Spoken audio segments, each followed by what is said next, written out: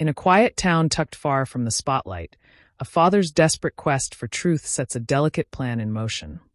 One that will test the bounds of love, identity, and the unseen bonds that connect us.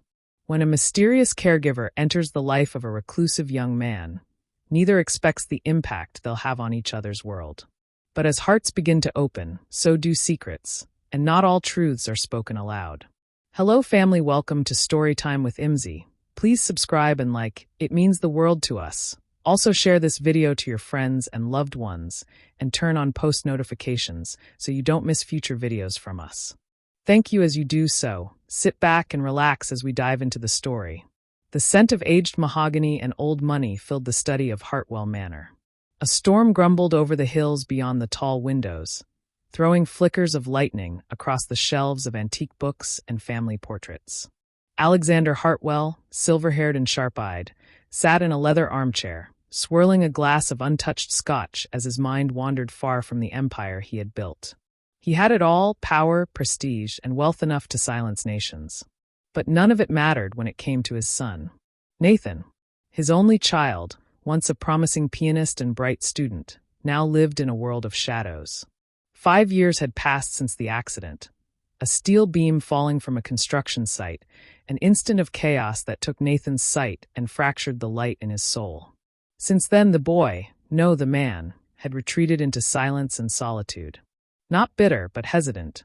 Hesitant to trust, to feel, to dream.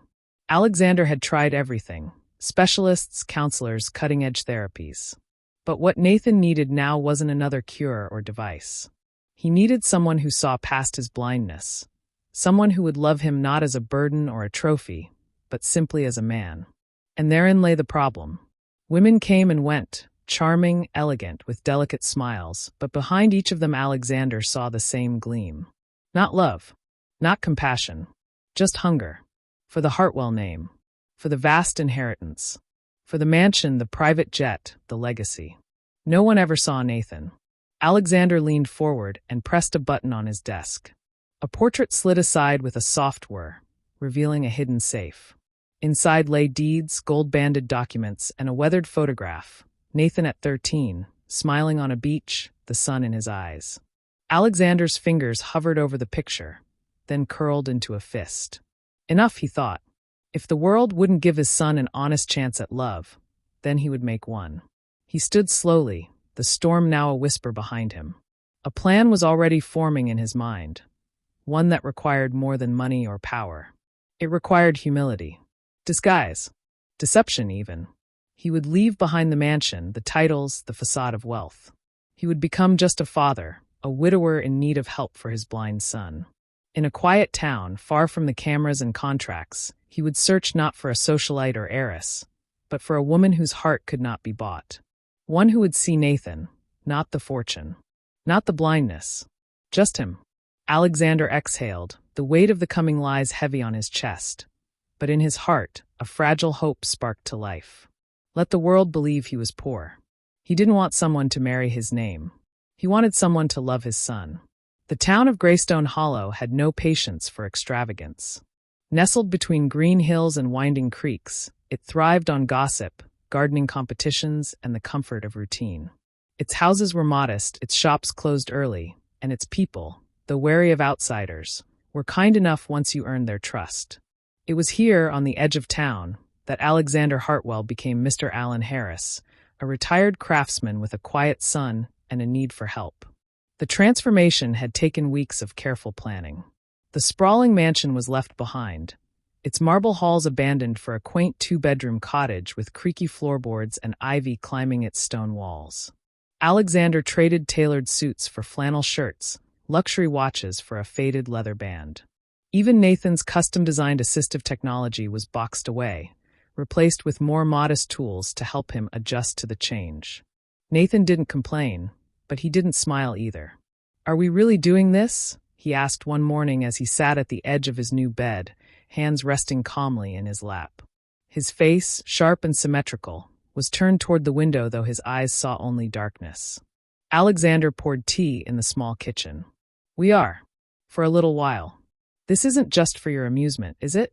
His tone was dry, but Alexander heard the edge beneath it. Nathan had never liked games, and certainly not ones played with people's emotions. "I want someone to love you, Nathan," Alexander said quietly. "Not our name. Not our money. You. This is the only way I can be sure." Nathan was silent for a long time. Then softly, "I don't need a wife. I'm fine on my own." "No," Alexander said, stepping into the room, his voice gentler than before. "You're surviving on your own. That's not the same thing." A long silence fell between them.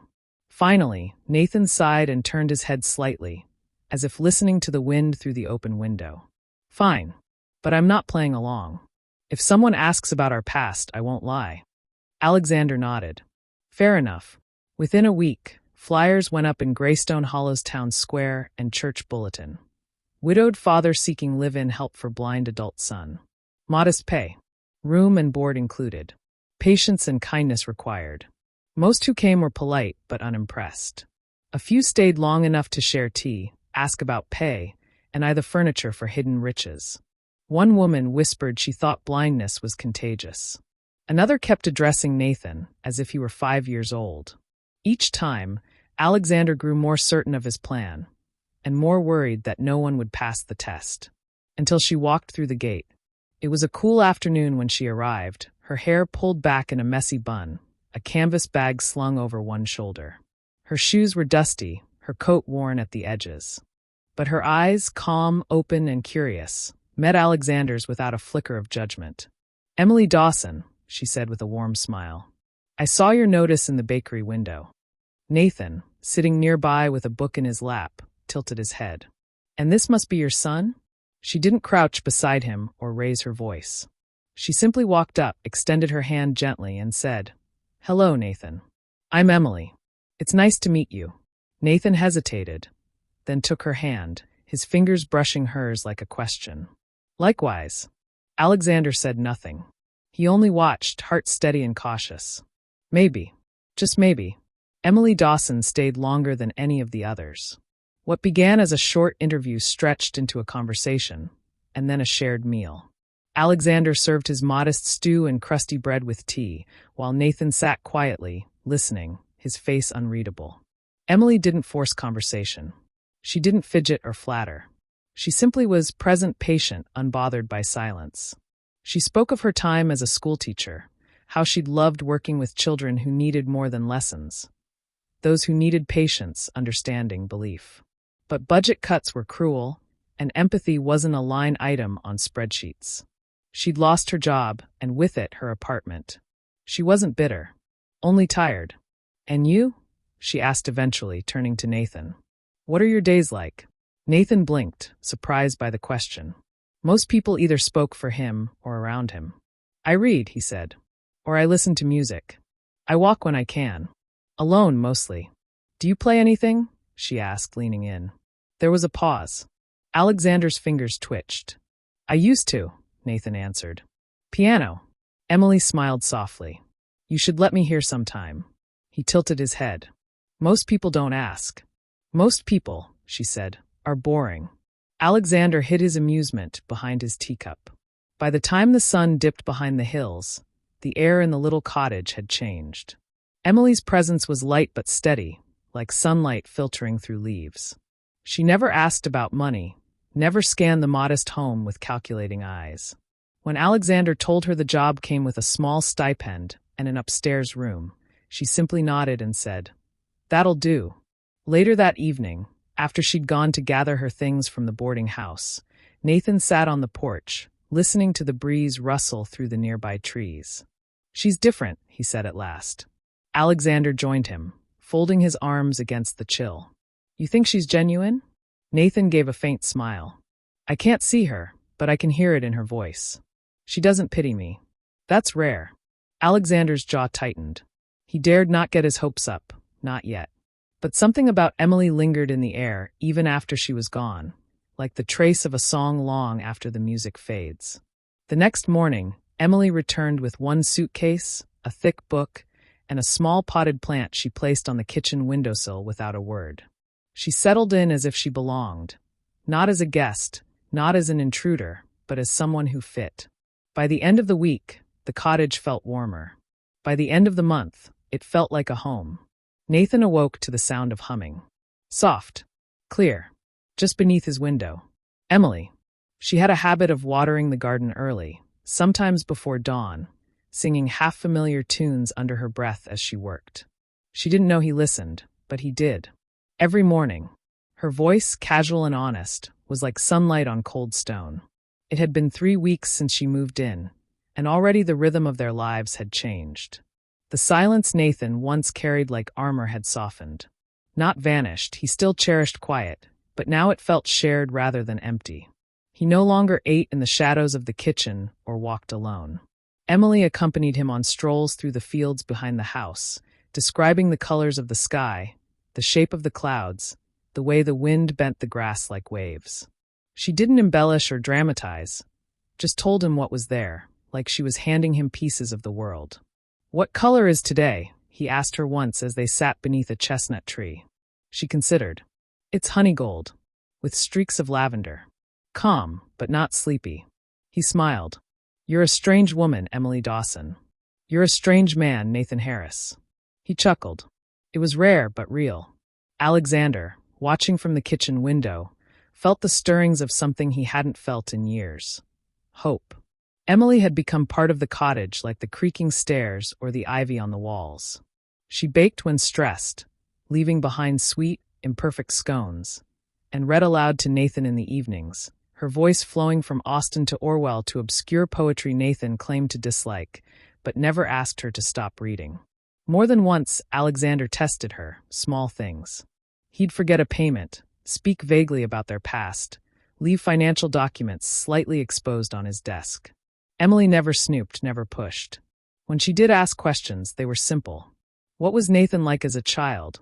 What happened to your wife? And always, Alexander answered honestly. Or close enough. One evening, Emily found Nathan sitting at the old piano in the corner of the living room. His fingers hovered above the keys but never touched.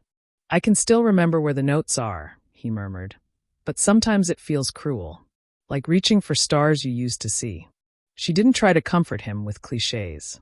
Instead, she sat beside him, placed her fingers gently on his, and whispered, "Then let me be your sky for a while."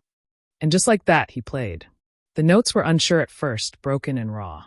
But Emily didn't flinch. She swayed gently, eyes closed, as if hearing a symphony where others might hear only mistakes. By the time he finished, both were silent. Then she whispered, "That was beautiful." "You're a terrible liar," he said. "I'm a great listener," she corrected.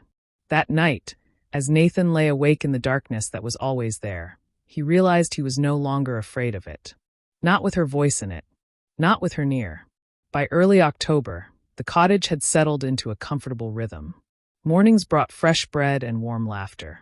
Evenings were filled with piano keys, pages turning, and conversations that drifted long past midnight. Nathan and Emily were no longer strangers. Their lives had begun to intertwine like ivy, quietly, almost imperceptibly, until they were tangled without noticing. But Alexander had noticed. And though he hated himself for it, doubt still crept in. Could anyone truly love without knowing the full truth? Was Emily sincere, or simply clever? He had to be certain. So he devised one final test. Her name was Claire. In another life, she might have passed for a local, friendly, charming, unassuming. But she was also one of Alexander's most trusted business advisors. With a quick briefing and a cup of coffee, she stepped effortlessly into her new role. The curious new neighbor renting the small cottage down the lane.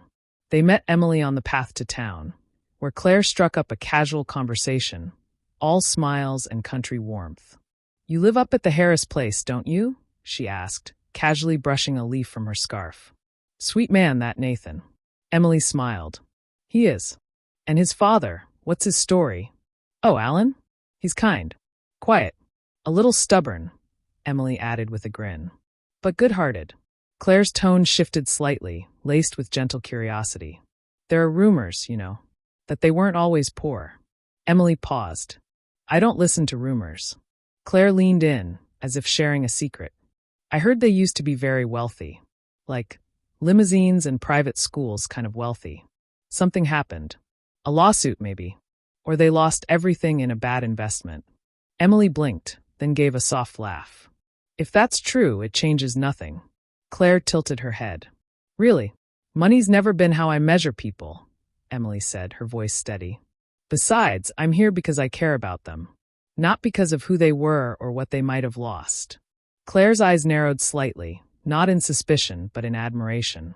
She touched Emily's shoulder gently and said, "That's rare. I hope they know how lucky they are." Later that evening, Claire reported everything to Alexander beneath the cover of dusk. She didn't flinch, didn't ask questions. She defended you, even when I tried to dig. Alexander nodded slowly. He looked down at his hands, roughened now from real work, from pretending to be something he hadn't been in decades. "She's the real thing," Claire said gently. "I know." And yet, the weight of the lie pressed heavier on his chest. Inside the cottage, Emily found Nathan sitting on the porch, his cane resting against the rail. She joined him without a word, offering him a small apple she'd picked from the tree behind the shed. "You ever wish you could go back?" she asked after a while. Nathan turned his face toward her, curious. "Go back where?" "Before the accident. Before any of this." He considered it, then shook his head. "No. I'd rather go forward." Emily smiled at that, her heart catching in her throat. Unseen, Alexander watched them through the kitchen window. And for the first time, he wondered if his deception might not just test love, but endanger it. Because how do you tell someone the world they've come to trust was never quite real? Autumn rolled into the hollow like a slow breath, cool winds, amber leaves, and skies the color of wet slate. The cottage seemed to sigh with the season, creaking gently in the chill, its warmth found not in the fire, but in the people inside it. Nathan had changed. He still couldn't see the world, but somehow, with Emily, he'd begun to feel it again. She painted it for him with words, with her laughter, with the lightness she brought into every room she entered. Where others had walked around his blindness like it was a wound, she walked straight through it, as if it were only a doorway. And now she was part of his days, his mornings, his thoughts, and though he hadn't said it aloud, his heart. One evening, as the fire crackled and dusk pressed against the windows, Emily sat cross-legged on the floor, organizing books by texture and topic so Nathan could find them more easily. She read out each title as she placed it on the shelf. Shakespeare's tragedies, Rilke's poetry, some collection of essays by someone who clearly needed therapy. Nathan laughed. "That one's a classic." Then, softly, "Why are you doing all this?" Emily glanced over. "What do you mean?" "This," he gestured gently around the room. "Me. Us. You could have taken another job. Gone somewhere easier. Better paid." She paused, her hands resting on a worn copy of Leaves of Grass. "Because I like being here," she said, and then, after a beat, "Because I like you." Nathan's throat tightened. "I'm not easy to be with," he said. "You know that. You're not difficult, Nathan. You're just cautious, which is smart. The world hasn't exactly earned your trust." There was a silence, deeper than usual. "I'm scared," he admitted. His voice was quiet, raw. "That this is just kindness. That if you saw everything, who I really am, what I lost, you'd leave." Emily rose slowly and came to sit beside him. Not too close, just near enough for her warmth to reach him. "I do see you," she whispered. "Every day. I see your wit, your strength, your loneliness. I see how careful you are with people. How you don't say much, but when you do, it matters. I've never been more sure of anything." Nathan turned his face toward her. The space between them felt electric, fragile. "Emily, I think I—" The door creaked. They both turned. Alexander stood in the threshold, his face lined with something Nathan had rarely heard in his voice: regret. "I need to speak with both of you," he said. Nathan sensed it before Emily did. The shift. The storm. His father sat down heavily, like the weight he'd carried had finally become too much. "I haven't been honest with you," Alexander began, his voice shaking. "About who we are. About what we have. This life we're living. This little cottage. The story about losing everything. It's all a lie. A test." Emily's eyes widened, but she didn't speak. "We're not poor," he continued. "We're Hartwells. My real name is Alexander. I'm one of the wealthiest men in the state. Nathan is heir to more than you could imagine." Silence fell, jagged and cold. Emily stood slowly. Her face wasn't angry, not yet. Just stunned. Her hands trembled at her sides. "Why?" she asked, her voice small. Alexander looked at her, and then at his son. "Because I needed to know. I needed to see if someone would love Nathan for himself, not for the name, the money, the legacy. I was afraid." "You manipulated her," Nathan cut in, his voice hard. He stood, his expression unreadable, his fists clenched. "You used me. You used us." "I was protecting you," Alexander said. "I just wanted to." "No," Nathan snapped. "You wanted control." Emily stepped back, tears welling in her eyes, not from betrayal alone, but from the question echoing in her heart. Was any of it real? She looked at Nathan, then at Alexander, then at the floor. "I need to go," she whispered. And before either man could stop her, she slipped out the door into the falling night. Rain fell that night, not in a gentle drizzle, but in sheets that blurred the world outside, smearing the hills and trees into one gray, weeping mass. The storm was sudden, fierce, and fitting, as if the sky itself were mourning what had been broken. Nathan sat in silence at the piano bench, his hands resting on the keys without playing. A single note echoed from a careless touch, then faded into nothing. She was gone, and the silence she left behind was louder than anything. Alexander paced the floor behind him, his movements restless, haunted. He'd tried to speak, apologize, explain, but Nathan had raised a hand and said only, "You don't get to talk right now." Because what was there to say? His father's voice, once a pillar of wisdom and certainty, now rang hollow. What had been a noble plan in theory had turned into something cruel. A game. A trap. And the worst part, Nathan hadn't seen it coming. He'd let himself believe it was real. That she was real. "I told you," Nathan finally said, his voice flat. "Love isn't something you can manufacture. It's not a business strategy." Alexander stopped pacing. "I never meant to hurt you." Nathan shook his head. "But you did. Not just me, her. You reduced her kindness to an experiment." The words hung in the air like smoke. "You don't know what she'll choose," Alexander said carefully. "You don't know if this is the end." Nathan turned toward the window, toward the rain he couldn't see. "No," he murmured. "But I know it's not the beginning anymore." Emily didn't return to the cottage that night. Instead, she sat on the edge of the bed in a small rented room above Greystone Hollow's bakery, her suitcase unopened beside her. The lamp cast a dim pool of gold over the quilted blanket as she stared at the floor, her thoughts spinning in tight, aching circles. Everything she'd come to know, Nathan's quiet strength, the warm mornings, the small rituals they'd shared, it had all happened within a lie. The truth didn't erase those memories, but it tainted them, like ink spilled on a letter never sent. She thought of Nathan's hands on the piano, the way he tilted his head when he listened to the birds, the way he never once asked her for anything, yet somehow gave her everything. She touched the corner of her mouth, remembering the almost kiss. The weight in his voice when he said he was scared. The way he trusted her enough to say it. She had loved him before she even realized it. And now, she wasn't sure if she could trust that feeling anymore. By morning, the rain had stopped, leaving behind wet leaves, muddy paths, and a cottage too quiet for comfort. Nathan was still at the piano, unmoving. Alexander stood at the door, suitcase in hand. "I'll go," he said quietly. "You need space. And she deserves better than what I've given her." Nathan didn't answer. The door closed behind his father with a soft finality. And Nathan remained alone in the home they'd built on truth and lies alike, wondering if love, once tested, could ever find its way back. 2 days passed. The rain lifted. The wind softened. But in the cottage, time seemed to stretch like mist, quiet, suspended, uncertain. Nathan didn't leave the house. He didn't play the piano. He didn't ask where his father had gone or whether Emily had returned to town. He simply sat by the window, hands resting in his lap, listening to the world outside, trying to hear her in it. But there was only the rustle of trees, the call of distant birds, the lonely drip of water from the gutter. He hadn't known how much of his world she'd filled, until she was gone from it. And yet, something in him refused to give in to despair. Not this time. She had come into his life by accident, because of a lie, but what had grown between them had been real. Unforced. Untouched by wealth or status. Just human. He wasn't sure what he could say to her, or if he even deserved the chance. But still he waited. And on the third morning, just after sunrise, the gate creaked. Nathan turned his head. Footsteps.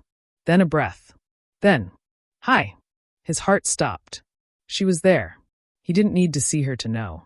He knew the cadence of her voice, the shape of her presence in a room, the way the air changed when she entered it.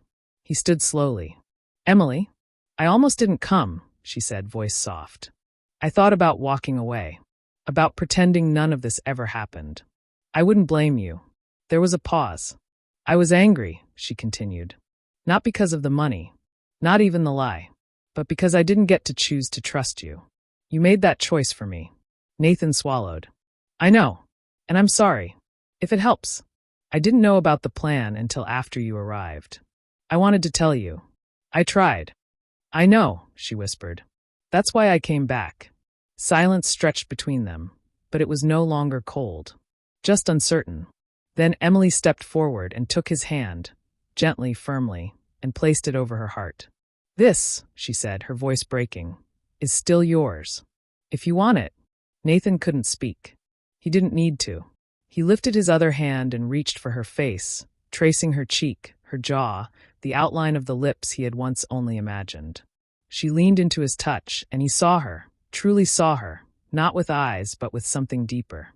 Something that had grown in the darkness and was now blooming in the light. "I want all of you," he whispered. "Not because you stayed. Because you saw me. Before anyone else did." And then finally he kissed her. No storm. No lies. No secrets between them. Just love, honest, imperfect, and entirely real. The following spring, the cottage bloomed with new color. Roses, wildflowers, laughter. Alexander returned, not as a tycoon or architect of fate, but as a humbled father forgiven. And one quiet morning, under the very chestnut tree where they first spoke of colors, Nathan knelt, without grandeur, without cameras, and asked Emily to spend her life with him. She said yes, not to the heir of a fortune, not to the son of a man with power, but to the boy who had once played piano in the dark and found his way back to the light.